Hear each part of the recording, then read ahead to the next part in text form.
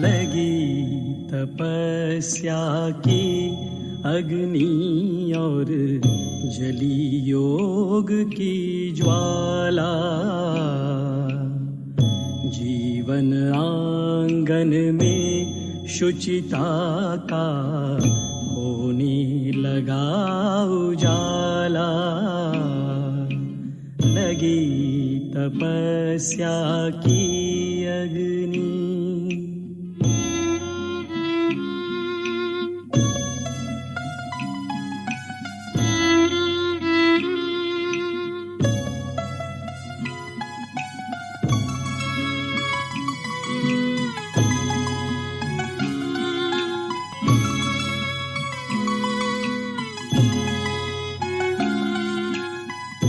आत्मशुद्धि की अग्नि परीक्षा की घड़ियां हैं आई।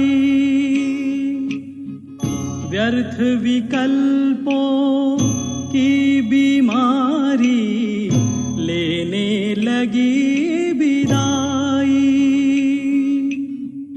विस्मृत होने लगी पुरानी दुनिया दैहिक भान। होने लगे प्रयोग योग के नित नव अनुसंधान। इस तप से ही स्वर्णिम युग का तेज निखरने वाला। जीवन आंगन में शुचिता का होने लगा उजाला। लगी तपस्या की अग्नि।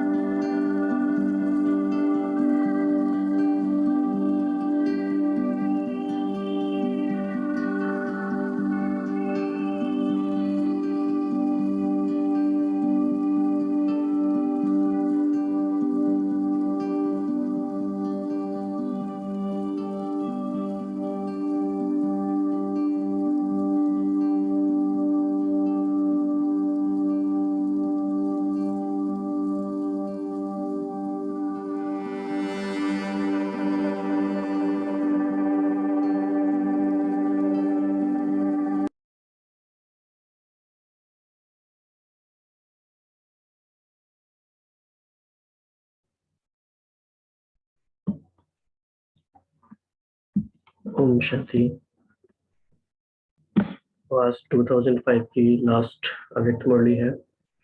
बाबा ने बहुत सारा होमवर्क दिया है, बहुत सारा। तो मज़ा भी आता है, अच्छा भी लगता है कि इतना सारा हमें प्रैक्टिसेस करने को मिली है। तो शुरू करते हैं उस पर आज की चर्चा। सभी मिलके करेंगे तो ही हो पाएगा, बहुत सारी बातें हैं। तो शिखावित से शुरू करते हैं। ओम शांति। तो आज सुप्रीम साइकोलॉजिस्ट ने हमें फिर से याद दिलाया कि 3 महीने कोई चीज करो तो वो आदत बन जाती है। तो वो 3 महीने का बाबा ने होमवर्क दिया है बहुत सारा। तो इसमें बाबा ने पहले तो 3 मुबारक दी, नवजीवन की, नवयुग की और आज के दिन की। उसके बाद बाबा ने विदाई के लिए बहुत सारा कुछ बोला कि विदाई और बधाई दोनों संगम युग की पहले महानता बताई, फिर विदाई और बधाई का संगम युग है। तो सदा काल के लिए विदाई हमको देनी है लेकिन हो नहीं पाती है। अगर हम सदा काल के लिए विदाई देंगे तो हम सदा काल के लिए बधाइयां मना सकेंगे। तो बाबा ने एक यहाँ पे जो लक्ष्य दिया कि ऐसी बधाई दो जो आपके चेहरे को देख जो भी आत्मा सामने आए वह भी बधाइयां प्राप्त कर खुश हो जाए। तो जो दिल से बधाई देते हैं वह लेते हैं, वह सदा ही कैसे दिखाई देते हैं, फरिश्ता। और फिर फरिश्ते को बाबा ने कहाँ से जोड़ा कि फिर वो कोई बोझ नहीं होता है। बाबा हमेशा बेफिक्र बच्चे कहते हैं, तो बाबा ने फिर यहाँ पे बताया कि बाबा को पसंद नहीं है कि बच्चे बोझ उठाते हैं। तो सबसे जो सूक्ष्म बोझ है बाबा ने कहा पुराने संस्कारों का। तो जो ओल्ड हैबिट्स डाई हार्ड।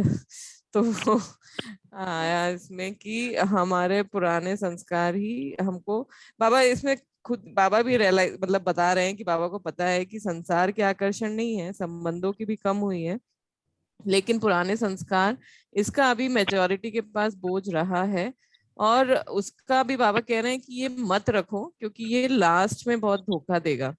तो ये बाबा इसके लिए कह रहे हैं कि अंत में भी धोखा देने के निमित्त बन जाएगा, इसलिए आज इस संस्कार का संस्कार करो। तो वो करने के लिए बाबा ने क्या युक्ति बताई, बाकी और कोई शेयर करे।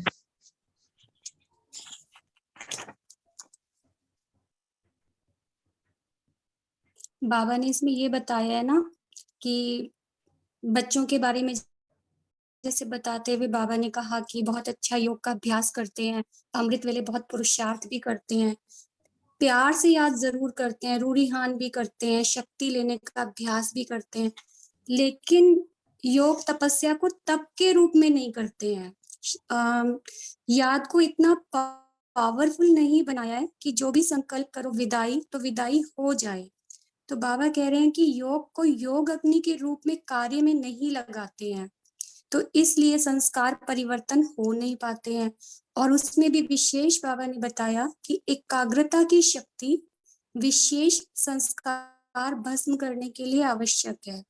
जिस स्वरूप में एकाग्र होना चाहो, जितना समय एकाग्र होना चाहो, ऐसी एकाग्रता संकल्प किया और भस्म, तो इसको कहा जाता है योग अग्नि की नामो निशान ही समाप्त। और आज बाबा ना एकदम स्ट्रिक्ट टीचर के रूप में है कि बच्चों ने ये क्या पूछ लिया कि विनाश कब होगा। बाबा ने तो पूरी की पूरी मुरली में इतनी डांट लगाई है कि खुद तो संपन्न बने नहीं हो, जो तुम्हारा काम है विश्व कल्याण का वो कर लिया है क्या तुमने, प्रकृति को और जो विश्व की आत्माओं के प्रति जो तुम्हारा कर्तव्य है। बाबा ने पूछा कि आप सब संतुष्ट हो उससे, आपको लगता है कि वो हो गया।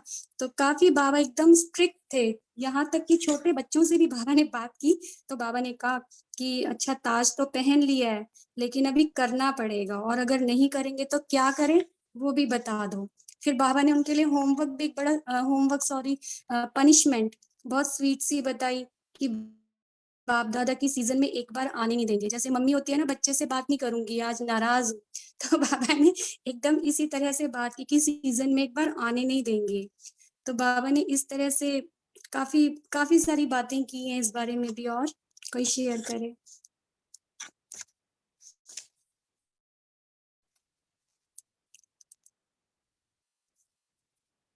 जैसे बाबा ने इसमें एक बात और ये भी बोली हुई है ना, जब फरिश्ता बनने के लिए बाबा ने कहा कि सारे बोझ दे दो, क्योंकि बाबा ने 63 जन्म से देखा कि बोझ उठाते उठाते सभी बच्चे बहुत भारी हो गए। इसलिए जब बाप बच्चों को प्यार से कह रहे हैं कि बोझ दे दो, फिर भी क्यों रखा है? फिर बाबा ने पहले पूछा भी कि अच्छा दे दिया तो बहुत मुबारक, और जिन्होंने नहीं दिया है वो किस लिए रखा है?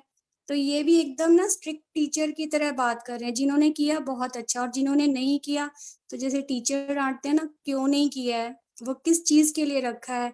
तो फिर बाबा उसके लिए बोल रहे हैं कि बोझ से प्रीत है क्या जो उठा के रखा हुआ है? तो फिर आगे बाबा ने जो संस्कारों की बात की।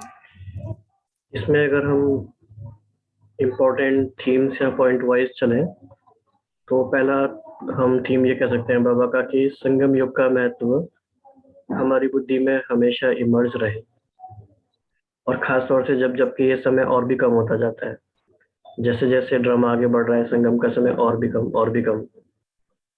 आज मोदी जी ने भी कहा, बाबा तो कहते ही हैं कि ब्रजमोहन भाई ने भी कहा कि 75% काम तो हो चुका है, रादर मोर देन 75%, 85% कहेंगे हम तो उसके हिसाब से भी बचा हुए समय, जितना समय कम बचता है उसका महत्व और ज्यादा हो जाता है। तो पहला पॉइंट हम संगम युग का ले सकते हैं।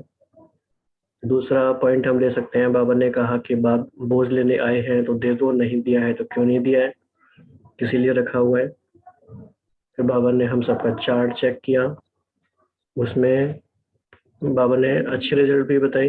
पुराने संसार की आकर्षण कम हुई है, पुराने संबंध की भी कम हुई है, लेकिन पुराने संस्कार की कम नहीं हुई है। उसके लिए बाबा ने फिर हमें एक प्रिकॉशन का पॉइंट बताया कि ऐसा बाबा क्यों कह रहे हैं, क्योंकि रहा हुआ संस्कार समय पर धोखा दे देता है और अंत में भी धोखा देने के निमित्त बन जाएगा, और अंत तो अब आ ही गया, तो धोखा मिलने के चांस अभी ज्यादा है।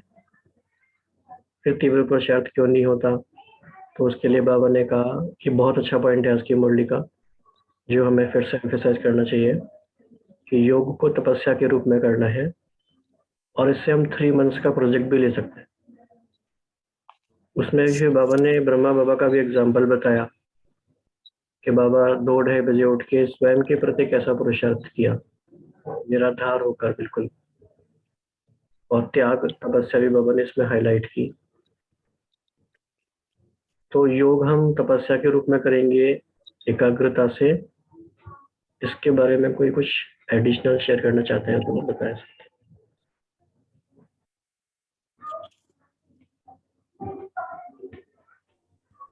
ओम शांति भाई जी। मैं ये शेयर करना चाहती हूँ कि योग अग्नि मतलब सबसे पहले हमें योग के बारे में है कि मैं स्वयं आत्मा हूँ। जब हमें आत्मा निश्चित हो जाएगी ना कि आत्मा मैं आत्मा ही हूँ, तो फिर वो योग और दृढ़ता से लगेगा। अदरवाइज हम खुद देह भान में बैठे रहते हैं, हमारे विचार कहीं कहीं चलते रहते हैं। तो सबसे पहली कड़ी कोई पकड़ ले, अगर पहली सीढ़ी ही मिल जाए तो ऊपर की मंजिल शायद आसानी से स्टेप बाय स्टेप हम चढ़ सकते हैं। ओम शांति। जी बिल्कुल, तो ये तो मूल अभ्यास है ही, करना ही है।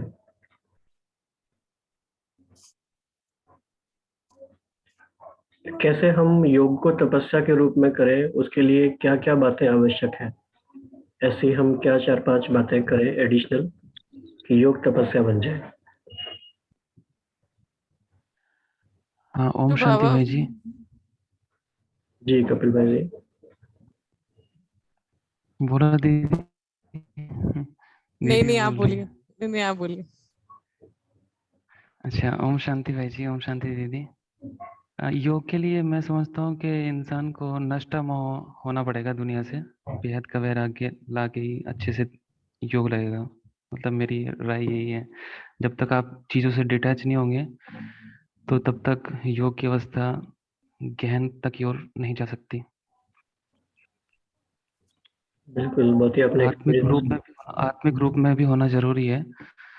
हाँ, तो यही है। मैं तो अभी नया नया हूँ ज्ञान में और जानता नहीं इतना, धीरे धीरे सभी जानूंगा। कल पुराने बच्चे हैं बाबा के।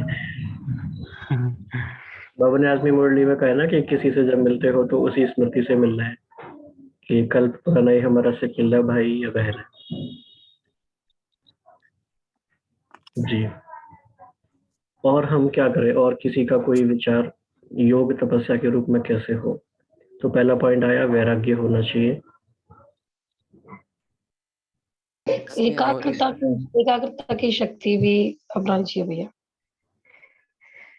जी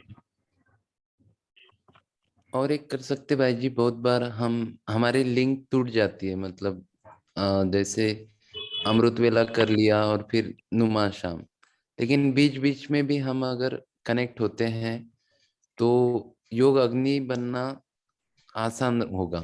मतलब बहुत बार हमें कनेक्ट होने के लिए ही टाइम लगता है, तो अगर हम बीच बीच में भी अभ्यास करते हैं 10 मिनट 15 मिनट, जैसे बाबा ने होमवर्क भी दिया था, तो अगर बीच बीच में कनेक्ट होते हैं तो सहज होगा फिर योग। हाँ जी, और कोई किसी का आइडिया क्विकली?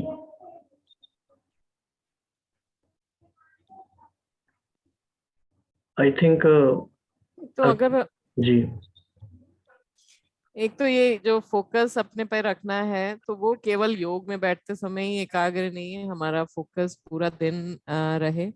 और दूसरा ये कि हम सच्चाई सफाई जो बाबा को पसंद है ना, अगर हम सच्चे रहते हैं ना दिन भर, तो फिर वो जब योग लगाने बैठते हैं तब मेहनत नहीं लगती है। लेकिन अगर हम अंदर से मतलब हमारा वो कथनी करनी और सोचना समान नहीं होता है, तो फिर हमें मेहनत लगती है। और फिर जितना टाइम हम बैठते हैं उससे ज्यादा हमको मतलब कनेक्शन में, जो बाबा कह रहे हैं ना, याद तो करते हैं, प्यार से बैठते हैं, बाबा बाबा भी एक्नॉलेज कर रहे हैं, लेकिन वो जो तीव्रता चाहिए योग में, वो इसीलिए मतलब ऐसा हमें लगता है कि अगर हम पूरा दिन अपने पर अटेंशन नहीं रखे हैं या फिर हम सच्चाई सफाई से नहीं रहे हैं, तो फिर वो जो कहते हैं ना सजा सजा मिलना और कहीं नहीं मिलेगा, वो यही मिलता है कि बाबा से जब योग नहीं लगता है या गहन योग नहीं लगता है, जितनी देर हम रहना चाहें हम उतनी देर नहीं रह पाए। तो उसके लिए हमारी इंटेग्रिटी और ऑथेंटिसिटी बहुत रिक्वायर्ड है बाबा के साथ। इसमें ये पॉइंट भी ऐड कर सकते हैं कि हाँ जी, कोई शेयर कर रहे हैं? स्मिता ओम जी? शांति। जी जे 18 जनवरी की जो साकार वाणी थी, जो सेकंड वाणी थी, जिसमें लाइट का बाबा ने बोला था कि यही सूक्ष्म वतन बनना है और साक्षात्कार होगा लाइट का। तो उस मुरली की प्रेरणा से ऐसी प्रैक्टिस की कि मैं आत्मा लाइट बिंदु हूँ, सिर्फ आत्मिक स्थिति में स्थित रहकर लाइट के वाइब्रेशंस को महसूस कर रही थी। तो और उसके आगे एक संकल्प किया कि बस यही सत्य है, बाकी कुछ भी सत्य नहीं। मैं लाइट हूँ और प्रकाश फैल रही है, बस यही सत्य है, बाकी कुछ भी सत्य नहीं। ऐसे ऐसे प्रैक्टिस किया और उसके बाद नेक्स्ट डे को शाम की अव्यक्त वाणी पर का क्लास सुना सूरज भाई जी का, तो उन्होंने यही कहा कि लास्ट 10 इयर्स में ब्रह्मा बाबा का पुरुषार्थ यही था कि इन आँखों से जो कुछ भी दिखता है वो सब खत्म होने वाला है। मतलब बाबा ने यहाँ रहकर यहाँ के किसी भी वस्तु, व्यक्ति, वैभव में अपनी आँख डूबी ही नहीं उनकी। तो ये भी पुरुषार्थ अर्थात उन्होंने आत्मिक स्मृति का ही पाठ इतना पक्का किया था। एक तो वो यहाँ रहते थे, एक तो फ्यूचर में रहते थे कि अपना आने वाला युग कैसा होगा, सतयुग, उसके नज़ारे। तो ये पुरुषार्थ अगर हम करते रहे, क्योंकि अभी इस दुनिया में जहाँ है, यहाँ पे बाबा बहुत बार कहते हैं जहाँ जाना है वहां पर अपनी बुद्धि को टिकाओ, कि अब घर जाना है। तो एक तो हम ये पुरुषार्थ अगर करते, एक रहे, एक तो सूक्ष्म वतन में, नहीं तो फ्यूचर हमारा क्या है जो बाबा ने बताया। आज भी बोला बाबा ने कि ब्राह्मण सो फरिश्ता सो देवता। ये ड्रिल अगर बार बार करते रहेंगे तो वो वाइब्रेशन ही हमें खींचते हैं। ये अनुभव किया हमने। और यही यही प्रैक्टिस हमें हमारी योग को तपस्या बना सकता है। और इससे व्यर्थ भी कम होते हैं, ये हमारा अनुभव है जी।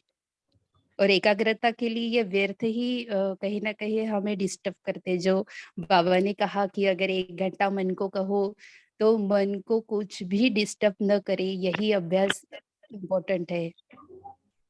जो अवतरण की वाणी में कहा, वही बाबा ने आज भी स्वराज्य अधिकारी के रूप में वही हम सभी को पुरुषार्थ करने को कहा है। इसमें हम जी ऐसे भी अपने आप से सेल्फ टॉक कर सकते हैं सेल्फ टॉक एक बहुत ही इजी मेथड है अपने आप को प्रोग्रामिंग करने का।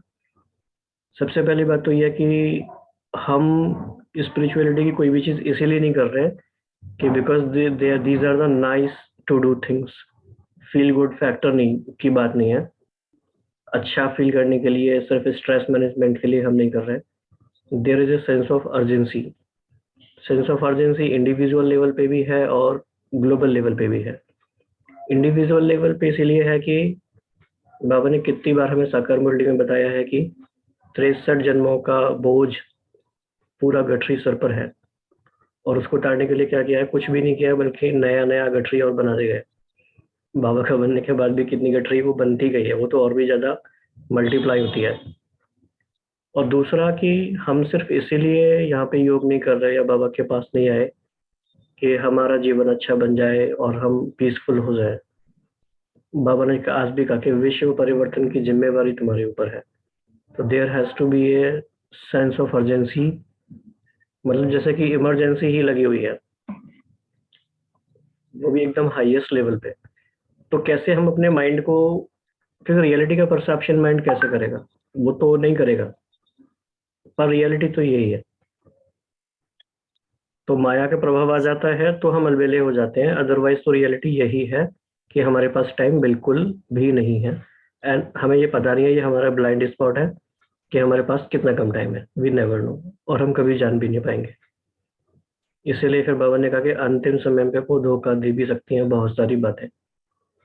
तो हम सब मिलके कैसे, अगर हम में से किसी एक का वो सेंस ऑफ अर्जेंसी कम भी हो जाता है, तो बाकी लोग मिलके कैसे उसको गैप को फिल कर सकते हैं, तो वो हम सब कोशिश या करते हैं, कर सकते हैं। तो इस बारे में किसी और को कुछ शेयर करना है तो बता सकते हैं, या कोई और बात। आज बाबा ने अमृत वेले का भी बताया ना, कि जैसे कई बच्चों ने बोला, रूढ़िहान करते हैं कि थोड़ा सुस्ती का वाइब्रेशन होता है अमृत वेले।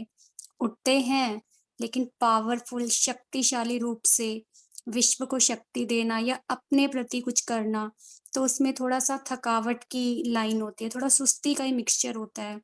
तो बाबा ने उसके लिए फिर बताई विधि कि उस समय ऐसे नहीं समझो कि हम अपने सेंटर के योग के कमरे में बैठे हैं या बाबा के कमरे में बैठे हैं या क्लासरूम में बैठे हैं, लेकिन ऐसे समझो विश्व की स्टेज पर बैठे हैं, हीरो पार्टधारी हैं और स्टेज पे बैठे हैं। अगर हीरो पार्टधारी थकवा पार्ट बजाएगा तो कैसा बजाएगा, फिर कैसा लगेगा? तो बाबा ने यही बताया उसमें भी कि योग ऐसा होना चाहिए कि सर्व शक्तियों से पावरफुल हो, ज्वालामुखी हो, योग अग्नि। तो आज बाबा वो मुझे पहले भी सुनी थी, लेकिन आज ध्यान गया कि बाबा ने इसमें हमें एक बहुत ही अच्छा स्वमान दे रखा है, ज्वाला रूप योगी तू आत्मा। तो ये स्वमान भी बहुत अच्छा लगा कि इसको तो बहुत ज्यादा अनुभव किया जा सकता है। एक और पॉइंट इसमें हम ऐड कर सकते हैं, बाबा ने मुरली में भी यूज किया है और इन जनरल भी। जैसे बाबा कहते हैं कि कल्प कल्प की बाजी है, और अव्यक्त मुरलियों में ये सारी बातें आई हुई हैं, और बाबा ने के एक्सप्रेशन भी हमारी आंखों के सामने मौजूद रहते ही हैं सबके। बाबा कहते हैं कि बहुत भारी कमाई है, और मतलब अगर वो वीडियो मिल जाए तो हम कभी प्ले कर सकते हैं। बहुत भारी मतलब बहुत भारी कमाई है। तो व्हाट इज एट स्टेक, दुनिया में भी कहते हैं ना, स्टेक्स आर टू हाई। तो जब तक हमें ये समझ नहीं आता कि हम क्यों कर रहे हैं सारा कुछ, स्टेक पर क्या है, इंडिविजुअली भी और कलेक्टिवली भी, तो नाइस टू डू नहीं है, मस्ट डू थिंग्स है। We have to do these things at any cost, और फिर एनी कॉस्ट मतलब एनी कॉस्ट। उसके लिए हमें सेक्रीफाइस करने के लिए भी तैयार होना चाहिए। लेकिन कई बार हम चाहते हैं कि नहीं नहीं सब कुछ होता रहे, और फिर टाइम मिलेगा तो बाकी थोड़ा बहुत स्पिरिचुअलिटी भी कर लेंगे, तो ऐसे अब चलने वाला है नहीं। So what do you think, you can share.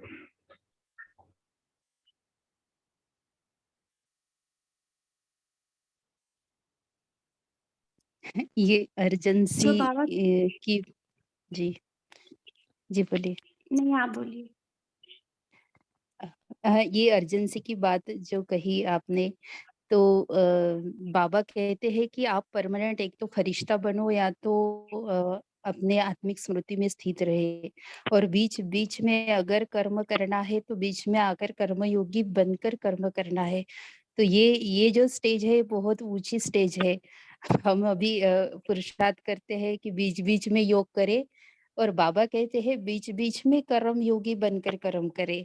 तो ये भी एक अंडरलाइन करने की, अटेंशन की बात है कि हम क्या कर रहे हैं। तो वो स्टेज ऐसे लगता है मन को कि अभी वो स्थिति होनी चाहिए थी कि हम परमानेंट अपनी अंतर्मुखता की स्थिति में रहे, और बीच बीच में जब जरूरत है तभी थोड़ा सा कर्मयोगी बनकर बाह्य मुक्ता में आए। जी, इससे भी बुद्धि प्लेन होती रहेगी। एक बाबा ने जमा के खाते के बारे में बात की ना, कि हमें ये पॉसिबल है कि हम जितना समझते हैं कि जमा का खाता है, लेकिन उतना होता नहीं है। और वो क्यों नहीं होता? क्योंकि बाबा ने इसमें 3 बातें बताई हैं कि निमित्त भाव, निर्माण भाव और निर्मल वाणी। अगर इन तीनों में से एक भी कम है, तो कितनी भी सेवा करो जमा का खाता नहीं होता। अगर होता भी है तो नाम मात्र का होता है, क्योंकि मैंपन का भाव मिक्स हो जाता है। फिर कितनी भी मेहनत करो, रात दिन भाग दौड़ करो, दिमाग चलाओ, लेकिन अगर निमित्त भाव, निर्माण भाव और निर्मल वाणी ये तीनों नहीं है तो जमा नहीं। बहुत में बहुत 5% जमा होता है। तो बाबा ने इसके लिए फिर एक जो रास्ता बताया, 3 बातें चेक करने के लिए बाबा ने बताई कि पहले तो अपने शुभ भावना, शुभ कामना की वृत्ति को चेक करो। किसी से भी मिलते हो, दूसरी बात तो उसको आत्मा देख के बात करो, आत्मा से बात करते हैं। तीसरा, फिर अलौकिक परिवार के बारे में बात की कि उनसे जब बात करते हो तो खुशी होनी चाहिए कि कल्प पहले वाली, हर कल्प भाग्य बनाने वाली कोटों में कोई आत्मा है, तो उस भाव से देखो। फिर बाबा उसमें ये कह रहे हैं, चाहे वो क्रोधी भी हो, उसका स्वभाव भी अच्छा नहीं हो, लेकिन आप अपना स्वभाव श्रेष्ठ रखो। आप श्रेष्ठ आत्मा के रूप में देखो, श्रेष्ठ आत्मा के स्वरूप में देखो, तो कार्य अच्छा होगा, जमा होगा। तो हम इस बात पे भी अटेंशन दे लेना कि मेरा नुकसान नहीं हो, मेरा जमा ही होना चाहिए। और उसका रास्ता सिर्फ यही है कि मेरे अंदर सबके प्रति शुभ भावना होना चाहिए, हर आत्मा को उसके ओरिजिनल स्वरूप में देखें। और एक्चुअली ये एक सच में साधना है, कॉन्स्टेंटली तो होती भी नहीं है ये। इसमें हम बार बार भूल भी जाते हैं, फिर याद आता है, फिर भूल जाते हैं, तो ये प्रोसेस चलता रहता है। लेकिन ये ही वो तरीका है कि हमारा सारा दिन जमा का खाता बढ़े। या अगर ऐसी सेवा करते रहो और उसमें बहुत सारी ऊपर नीचे बातें होती रहती हैं, तो वो जमा नहीं होती, कितनी भी उसमें मेहनत करो। तो 30 सेकंड्स में किसी को कुछ कहना है तो कह सकते हैं, otherwise we will complete it here today. अच्छा भाई जी, एक सुनाऊं गीत? हाँ जी, हाँ जी, ठीक है। योग पे है वो गीत थोड़ा सा। हाँ जी, तो आप तो सुनाइए, उसी के साथ ही इसको योग को कंप्लीट आप सुना सकते कोशिश करता हूँ गाने की, ठीक है।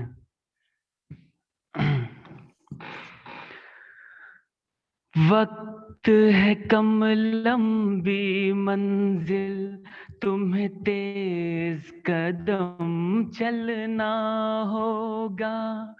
वक्त है कम लंबी मंजिल, तुम्हें तेज कदम चलना होगा। है परम तपस्या के पथ को तुम्हें नूतन पथ रचना होगा। है परम तपस्या के पथ को तुम्हें नूतन पथ रचना होगा। वक्त है कम लंबी मंजिल, तुम्हें तेज कदम चलना होगा।